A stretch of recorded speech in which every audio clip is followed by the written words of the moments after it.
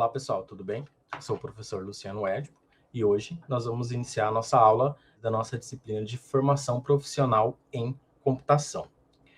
A unidade 2 do módulo 1 trata sobre o início do desenvolvimento de um documento de especificação de requisitos de software.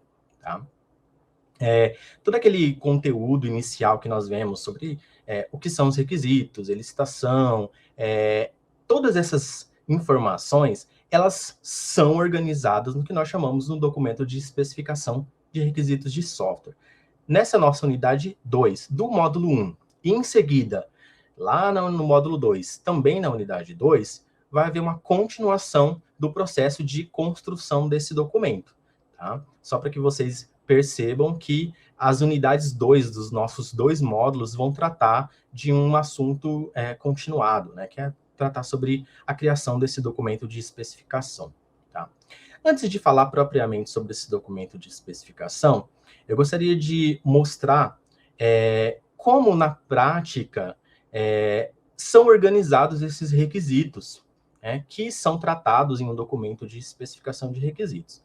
Obviamente que durante a nossa aula eu vou mostrar quais são esses elementos textuais que vão compor um documento de especificação de requisitos. Na prática, essa especificação ela é organizada por meio de diversos softwares de gerenciamento de projetos. Então, eu vou mostrar para vocês, antes de iniciarmos a parte teórica desses elementos que compõem o documento, eu vou mostrar um exemplo de como é um software de organização desses requisitos. Então, aqui eu trago para vocês um exemplo de um projeto que foi desenvolvido em uma disciplina de produção de desenvolvimento de software da Faculdade de Computação, onde eu vou mostrar para vocês como que esses elementos de um documento de especificação acabam impactando, e como que eles são efetivamente organizados em um gerenciador de projetos. No exemplo que eu mostro aqui para vocês, eu estou utilizando, os meus alunos utilizaram o DevOps, o Azure DevOps da Microsoft, em um projeto real, que se chamava, um projeto que chamava Coleta de Vestígios. Tá? Nem todos os elementos são de interesse no nosso caso. Obviamente que em outras disciplinas relacionadas ao desenvolvimento, vocês vão conseguir assimilar alguns desses elementos que estão presentes aqui. Por exemplo, aqui tem um gráfico de burn down. Um gráfico de burn down, ele mostra o quanto ao longo do projeto as histórias de usuário, que é aquilo que a gente viu lá na unidade 1, o quanto que essas histórias de usuários foram concluídas dado o processo de desenvolvimento que foi escolhido para o projeto. Então, no caso desse projeto que eu mostro para vocês, foi escolhido um Scrum como um modelo de desenvolvimento. Então, todas as histórias de usuários foram separados em alguns sprints. E esses sprints, eles vão sendo concluídos, o backlog, que são essas histórias que fazem parte desse grupo de tempo, que é um sprint, eles são concluídos e entregues, e esse gráfico, por exemplo, do Burndown, ele mostra o quanto que essas histórias estão sendo concluídas ao longo do tempo. A gente pode ver um quadro, Dentro desse quadro, os desenvolvedores, os analistas, que foram desempenhados pelos alunos matriculados na disciplina, eles organizavam todas as histórias referente ao projeto que estava sendo desenvolvido, tá? Todos os itens de trabalho. Em seguida, esses itens de trabalhos, eles eram divididos com algo que lembra muito um Kanban, que é um quadro onde são organizados o que está sendo implementado no momento, o que já foi resolvido, o que já foi fechado, entregue. O backlog, por exemplo, ele é composto pelos épicos, que vocês podem verificar depois, estudando aí sobre Scrum. Esses épicos, eles são releases, são requisitos, funcionalidades que são entregues, e possuem algum valor para os interessados. Essas funcionalidades, elas são entregues por meio de sprints. Então, os sprints também são cadastrados e são mostrados ali, são organizados dentro de um sistema de gerenciamento de projetos. Então, na prática do desenvolvimento, mesmo nas fases iniciais de definição de projeto, de análise e organização dos requisitos, isso é realizado por meio de algum sistema, né, informatizado que vai tratar do gerenciamento de projetos. Então, é muito comum a utilização hoje em dia do DevOps. Alguns projetos mais antigos utilizam Redmine. Até algum tempo atrás, o próprio Git, o GitHub, também tinha alguma parte de gerenciamento de projetos, que, se não me engano, já foi retirado, né? Ele está focando mesmo nas questões de repositório, entrega contínua e tudo mais, tá?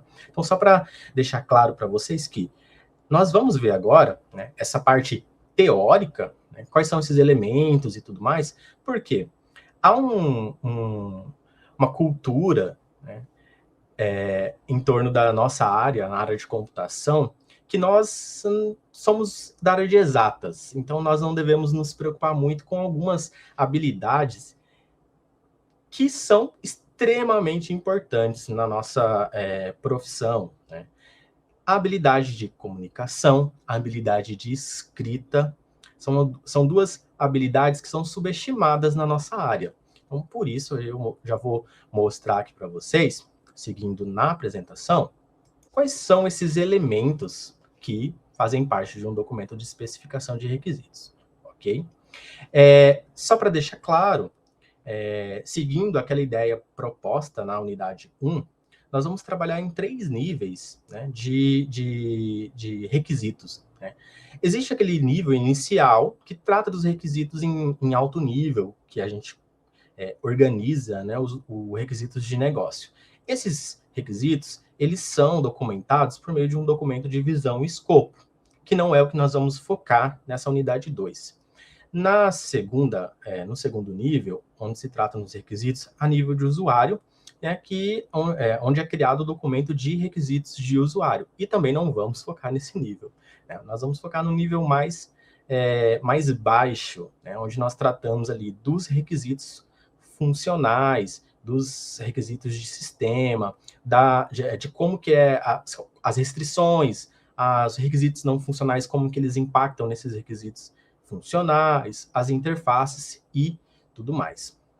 Então, vamos explicar aí o que é esse documento de especificação de requisitos de software, que é o nome que a gente vai utilizar a partir de agora, tá? Ele é um documento que é escrito, em geral, como um resultado final da etapa de desenvolvimento de requisitos, tá? Ele é construído por meio de um acordo entre os interessados, que nós chamamos de stakeholders, né, que é a nomenclatura em inglês, sobre aquele produto que vai ser construído. É nesse documento em que são armazenados, são descritos, onde é especificado quais foram os requisitos funcionais e os não funcionais que ficaram ali para serem fruto, né, do produto que vai ser desenvolvido durante o projeto. Ele descreve, então, qual é o comportamento esperado, quais são as características e as restrições que o sistema deve ter. Esse documento, ele leva em consideração aquilo que é realizado por meio da análise de negócio, pensando naquele nível inicial, né, de alto nível, onde a gente trata dos requisitos a nível de negócio. Ele serve como base para as etapas de projeto, né, ou design, e desenvolvimento, que é a implementação do projeto. Entretanto, esse documento de especificação de requisitos de software, ele não contém, por exemplo, detalhes de projeto e de desenvolvimento. Ele mostra quais são os requisitos, o que é esperado. Então, o foco num documento de especificação de requisitos é descrever o que é o software que vai ser desenvolvido, como ele é desenvolvido, quais são os elementos de um nível mais baixo, como ele vai ser arquiteturado, como ele vai ser desenvolvido, quais os tipos de design, de padrões e tudo mais. Isso aí é típico de atividades previstas nas fases de projeto e desenvolvimento. Um outro nome que vocês podem conhecer para esse documento de especificação de requisitos de software é chamado de simplesmente especificação funcional ou simplesmente documento de requisitos. Esse é o nome mais utilizado para esse tipo de documento que a gente vai mostrar. E aí é interessante se atentar para as seguintes características, né? Existem diferentes interessados, diferentes stakeholders relacionados a um projeto de software, por exemplo. Essas diferentes pessoas, obviamente que possuem diferentes necessidades e objetivos em torno do projeto que está sendo desenvolvido, tá? Então existe, por exemplo, pensando lá naquele nível inicial, o nível de visão de objetivos de negócio, ele está explicitado no documento de visão e escopo, que trata de armazenar os requisitos de negócio, como eu mostrei naqueles três níveis nos slides anteriores. Pensando depois na perspectiva do usuário, que é aquele nível intermediário, onde nós colocamos ali os documentos de requisitos a nível de usuário, que são os requisitos de usuário. Todos os detalhes que foram analisados e vieram tanto dos níveis de requisitos de negócio quanto os requisitos de usuários, eles estão especificados nesse documento de especificação de requisitos. Então, os requisitos funcionais e os requisitos não funcionais, as restrições e interface e tudo mais, ela vai estar ali nesse documento que tem um nível de detalhamento maior. Então, quem são esses interessados? Pensando, então, que esse documento, ele possui diversos objetivos, dependendo de quem é o interessado, né, nesse documento, quem vai analisar esse documento. E esses documentos de especificação de requisitos de software, eles não são utilizados somente por pessoas da área de computação. Né? Isso é um erro aí que é muito comum. Existem outras pessoas de outras áreas que são interessadas naquilo que está sendo desenvolvido. Então, por exemplo, o cliente, né, o próprio cliente, que muito provavelmente, muitas das vezes, não são pessoas da nossa área, ou da área de computação, ou que têm conhecimento da área de computação. Pessoas que trabalham com marketing, por exemplo, elas precisam saber, por que eles utilizam esse documento de especificação de requisitos? Porque eles precisam saber o que é que está sendo entregue, qual é o produto que está sendo entregue. Gerentes, por exemplo, eles precisam, gerentes de projeto, eles precisam, por exemplo, conhecer esses requisitos para conseguir fazer o seu trabalho, que é estimar cronograma, fazer estimativa de esforço, alocação de recursos. Então, todo o gerenciamento, né, de projetos depende daquilo que é esperado para o software que está sendo pensado. Os próprios desenvolvedores, eles necessitam saber o que é que precisa ser construído. Isso aí, o primeiro documento que vai mostrar é justamente o documento de especificação de requisitos. Testadores, por exemplo, eles precisam desenvolver os testes baseado naquilo que foi especificado dos requisitos. Então, para que um teste possa ser feito com sucesso, precisa se conhecer quais são os requisitos. A gente precisa conhecer o que é esperado do software que está sendo desenvolvido, né, para que o teste possa ser escrito e que o sistema consiga passar nesses testes. E aí, a gente vai começar nos primeiros elementos. Qual é a característica geral, né, esperada no documento de especificação de requisitos? Né? Nessa característica geral, a gente vai mostrar uma qualidade desejável do sistema que não é encontrada na especificação de requisitos. Então, ela não vai ser implementada efetivamente. Né? Ela vai representar, então, um acordo entre esses diversos interessados no sistema que está sendo desenvolvido. Né? E, assim como de outros artefatos ao longo do desenvolvimento de software, ele pode ser desenvolvido de forma incremental. Então, em cada um dos ciclos, esse documento de especificação de requisitos, ele pode ser refinado, ele pode ser aprimorado. Tá? É claro que nas etapas iniciais ou nas iterações iniciais, o foco nas atividades de definição, onde se encontra, por exemplo, o documento de especificação, o foco é muito maior.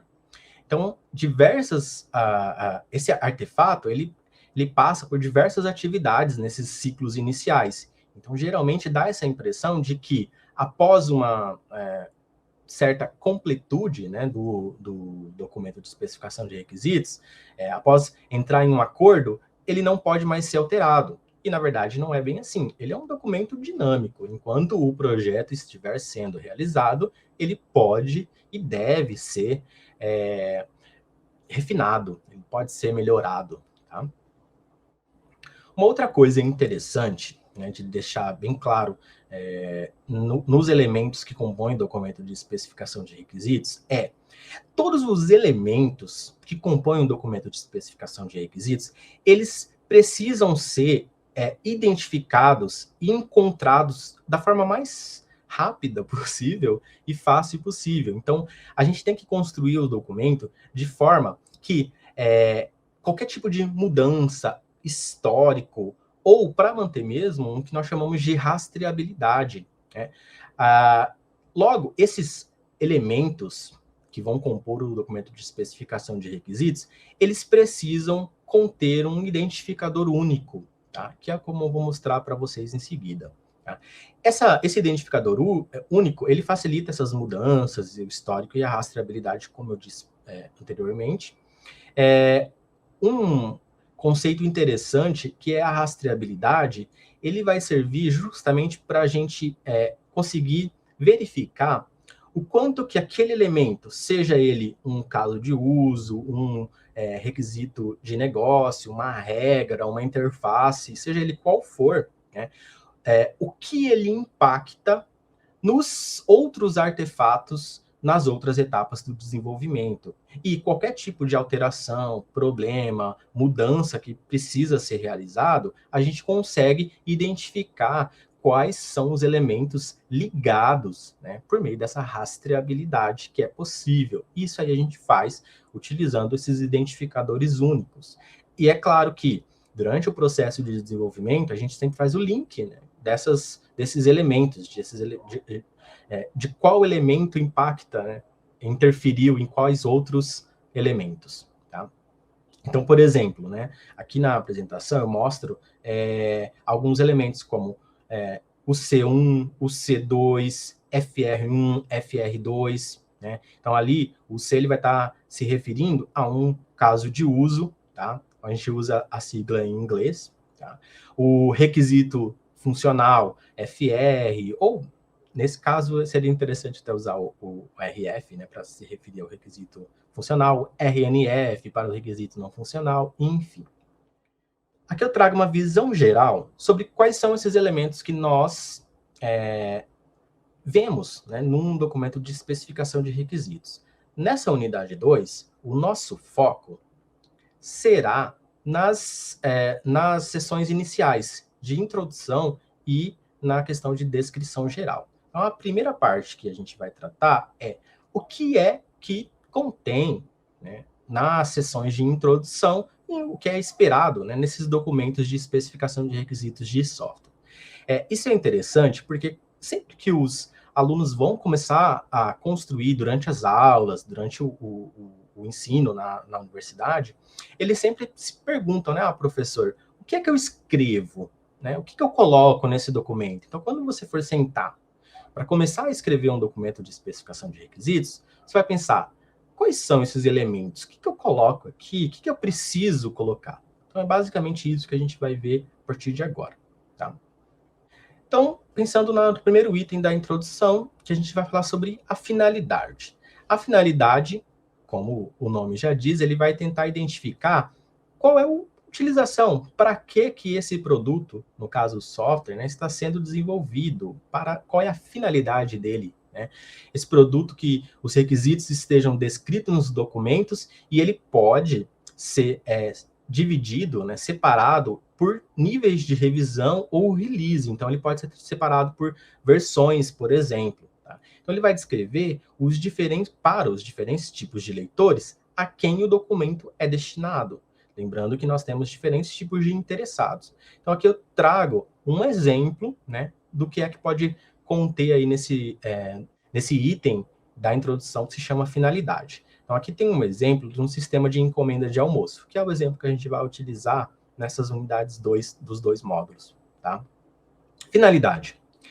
Este documento descreve os requisitos funcionais e não funcionais da release 1 do sistema de encomenda de almoços. Este documento é destinado aos membros do projeto que irão implementar e verificar o correto funcionamento do sistema. Então, vocês podem ver que esse texto que vai falar sobre a finalidade, ele vai explicar o que é esperado desse documento, o que é que esse documento mostra e para quem que é esse documento. E caso esse software seja dividido em versões ou releases ou mesmo módulos, especificar qual é essa versão, qual é esse módulo que está sendo construído. O segundo item trata do escopo. O escopo vai mostrar em uma descrição bem curta do que é esse produto que está sendo especificado. E, sempre que for necessário, fazer a referência a outros documentos que fazem parte do escopo do sistema, dos outros artefatos que compõem esse projeto. Só lembrando que, no caso de um sistema de gerenciamento de projetos, né, a gente consegue linkar esses vários artefatos de maneira muito mais simples. Por isso que quando nós estamos escrevendo um documento de escopo, por exemplo, essa seção de escopo, é muito útil que cada um desses elementos do documento de especificação contenha esses identificadores únicos, porque é a forma da gente conseguir fazer essa referência, tá? Então, aqui vamos tratar do exemplo, né, do sistema de encomenda de almoço, do que é que a gente pode colocar nesse escopo, né? Então, seguindo aqui, escopo. O sistema de encomenda de almoço permitirá aos funcionários da empresa X pedir almoço online. Uma descrição detalhada é encontrado no documento de visão e escopo 1, juntamente com todas as funcionalidades planejadas. Então, vocês viram que o texto mostrado como exemplo na seção de escopo, no item de escopo, ele já faz alguns links, como, por exemplo, com o documento de visão e escopo. Lembrando que o documento de visão e escopo é o documento que vai especificar os requisitos a nível de negócio. Né? Então, todos esses documentos, eles precisam ser interligados, principalmente para que a gente não precise, né, não duplique algum tipo de informação e, ao longo do processo de desenvolvimento, essas informações elas podem ser corrigidas, alteradas, modificadas, refinadas. Então, é sempre importante referenciar os elementos nos documentos da quais eles são típicos. Tá? Então, por exemplo, nós não vamos colocar a especificação de requisitos a nível de negócio nesse documento que nós estamos falando agora, porque o documento que trata da especificação a nível de negócio é justamente o documento de visão e escopo, e não de especificação de requisitos de software, por exemplo. Outra coisa importante, né, que é muito comum nos artigos, nos trabalhos, na nossa apresentação, nos livros e tudo mais, são as referências. As referências, elas servem para listar todos os outros documentos ou recursos que foram referenciados nesse documento de especificação de requisitos. Por exemplo, no item anterior de escopo, nós fazemos uma referência ao documento de visão e escopo desse sistema de encomendas de almoço, que é um outro documento, não é esse mesmo documento de especificação de requisitos, né? Logo, nós precisamos colocar no item de referência todo e qualquer documento ou recurso que não faça parte do próprio documento. Isso é extremamente importante para que a gente consiga fazer esses links, né? E também para que o seu documento de especificação de requisitos de software seja coerente. A segunda seção que nós vamos mostrar é a seção de descrição geral.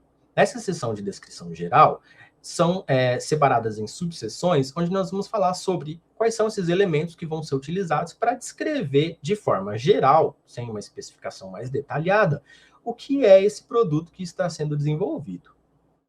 Então, o primeiro subitem que a gente trata é a perspectiva do produto. A ideia da perspectiva do produto é descrever o contexto e a origem do produto.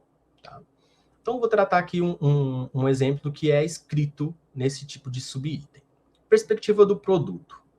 O sistema de encomenda de almoço é um novo sistema que substitui o atual processo manual e por telefone para pedir almoço, e aí segue a história. Então, ele serve para o seguinte, para identificar qual é o contexto em torno desse sistema que vai ser desenvolvido. É muito interessante, então, mostrar, falar sobre qual o processo existente que esse sistema irá substituir. Então, nesse texto de exemplo do sistema de encomenda de almoço, já é dito que é feito por um processo manual, por telefone e tudo mais. É óbvio que um documento de especificação de requisitos não é um textinho pequenininho, né? Aqui na nossa aula a gente tem esse exemplo bem pequenininho, porque a gente não vai tratar do documento todo. Mas a ideia é escrever todo o contexto em torno desse sistema, de onde esse sistema vai ser colocado. Então, qual é a perspectiva dele, o que você espera dele, qual é e principalmente, qual é o processo atual, né, da qual o sistema substituirá. Um outro subitem interessante, importante, principalmente quem estiver trabalhando com algum paradigma de orientação a objetos, é trabalhar com determinar, estipular, identificar as classes de usuários e as características dessas classes de usuários. Tá? A ideia das classes de usuários é identificar aí quais são esses utilizadores do produto e descrever as suas principais características, né? Então, vou dar um exemplo aqui. Se um catálogo de usuário estiver disponível para o sistema que vai ser desenvolvido, sempre referenciar e não duplicar. Aliás, essa ideia do referenciar e não duplicar, como eu já tinha dito anteriormente, ela é extremamente importante no documento de especificação de requisitos de software. Porque é o seguinte, se já existir catalogado em algum documento dos stakeholders, do cliente, da empresa, ou em outros níveis, como documento de visão geral, ou documento de especificação a nível de usuário, geralmente esses usuários já estão descritos, já estão identificados. Então, se isso já estiver sido realizado, referencie nessa seção onde, nos respectivos documentos, nós podemos encontrar essa definição de quais são as classes de usuários que vão utilizar e quais são as características. Ainda assim, né, caso a gente não referencie e precise definir quais são as classes de usuários, a gente tem que estabelecer e escrever de alguma forma. Então, aqui eu trago um exemplo para vocês de classes de usuários típicos para aquele sistema de encomenda de almoço e as suas características. Então, eu vou ler aqui para vocês. Né? Classe de usuário cliente. Qual é a característica do usuário cliente? Funcionário da empresa X que solicita um almoço a ser entregue. Existem 600 potenciais clientes, dos quais 300 devem utilizar o sistema 5 vezes por semana. Classe empregados do restaurante. Característica: são empregados do restaurante que vão receber o pedido do sistema. Classe gerente de menu. Ele é um empregado do restaurante que cria, mantém os menus diários dos itens disponíveis para almoço e define os pratos especiais, edita os menus diariamente. Entregador. Funcionário do restaurante responsável pelas entregas do almoço, coleta as encomendas e as entrega aos clientes. Então, de maneira geral, a gente especifica quais são as classes, né, os tipos típicos de utilizadores desse sistema e quais são os objetivos dele para com o sistema. O que é que ele vai realizar utilizando esse sistema? Então, é interessante aí conseguir identificar todos os utilizadores e caracterizá-los muito bem. Um outro subitem interessante é o ambiente operacional. O ambiente operacional, ele vai mostrar, vai descrever o ambiente na qual esse software irá operar. Né? E é interessante conter neste subitem quais são as plataformas de hardware, qual o sistema operacional, qual as versões, né, dos softwares que esse sistema vai depender, dos servidores e bancos de dados. Né? Então, ali, para descrever, por exemplo, o ambiente operacional, lembrando do identificador único, que, como eu disse, deve conter deve estar contido em todos os elementos, a gente sempre utiliza ali um identificador. Então, por exemplo, no ambiente operacional, a sigla AO, né, com um identificador dizendo o que é cada um desses ambientes operacionais. Então, vou dar um exemplo aqui para vocês. Ambiente operacional 1. O sistema deve operar corretamente nos navegadores Internet Explorer e as versões, Firefox e o intervalo de versões, Google Chrome e Safari. Ambiente operacional 2. O sistema deve rodar no Linux e no servidor Apache HTTP Server. Ambiente operacional 3. O sistema deve permitir o acesso através da intranet da empresa X e aplicativos no Android e iOS. Então, assim, todos os elementos que vão nos dizer, né, qual é o ambiente na qual este software será inserido, e ambiente, nesse caso, nós estamos falando do ambiente computacional, no ambiente tecnológico, tá? Ambiente operacional. Né? Tudo aquilo que estiver relacionado aos ambientes, né, ao ambiente a qual esse sistema vai estar inserido, é interessante, então, que a gente evidencie por meio desses itens que nós chamamos de ambiente operacional. Um outro subitem que faz parte da descrição geral é o subitem que trata das restrições de projeto e de implementação. Então, como esses nomes já sugerem, a gente está estabelecendo regras referentes ao próprio projeto de desenvolvimento ou à implementação em si. Tá?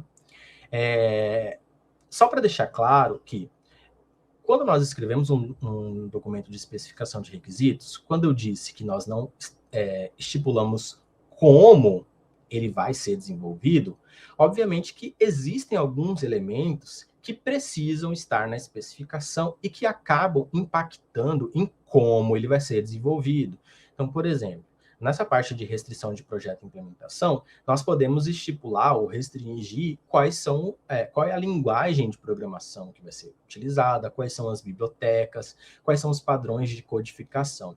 Então, esses elementos em um nível mais alto e que impactam tanto no projeto quanto na implementação, eles precisam estar descritos ali nessa descrição geral, na parte de restrições do projeto. Tá?